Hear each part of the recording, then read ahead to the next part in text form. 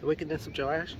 After the death of Jehoiada, the officials of Judah came and paid homage to the king, and he listened to them. They abandoned the temple of the Lord, the God of their fathers, and worshipped Asherah poles and idols. Because of their guilt, God's anger came upon Judah and Jerusalem. Although the Lord sent prophets to the people to bring them back to him, and though they testified against them, they would not listen. Then the Spirit of God came upon Zechariah, son of Jehoiada the priest. He stood before the people and said, This is what God says.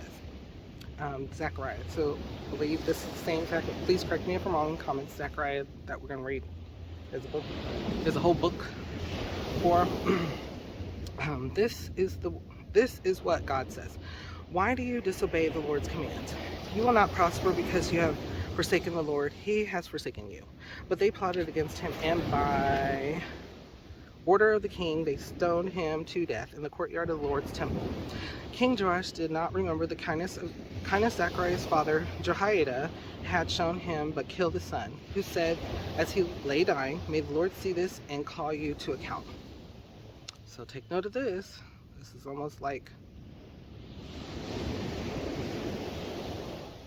not kind of like a prophecy, kind of like, you're doing me wrong and the Lord's taking notice. So think about that. At the turn of the year, the army of Aram marched against Joash. It invaded Judah and Jerusalem and killed all the leaders of the people. They sent all the plunder to their king in Damascus. Although the Aramean army had come with only a few men, the Lord delivered into their hands a much larger army because Judah had forsaken the Lord and the Lord their God. The Lord, the God of their fathers' judgment was executed on Joash. When the Arameans withdrew, they left Joash severely wounded. His officials conspired against him for murdering the son of Jehoiada, the priest, and they killed him in his bed. So he died and was buried in the city of David, but not in the tombs of kings. Those who conspired against him were Zebad, son of Shemeith, an Ammonite woman, and Jehozabad, son of Shimrith, a Moabite woman. The account of his sons, the many prophecies about him, and the record of the restoration of the temple of God are written in the annotations on the book of the kings, and Amaziah, his son, succeeded him as king. So there you have it.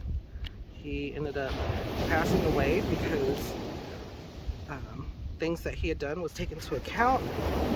And 1 second, I have to move.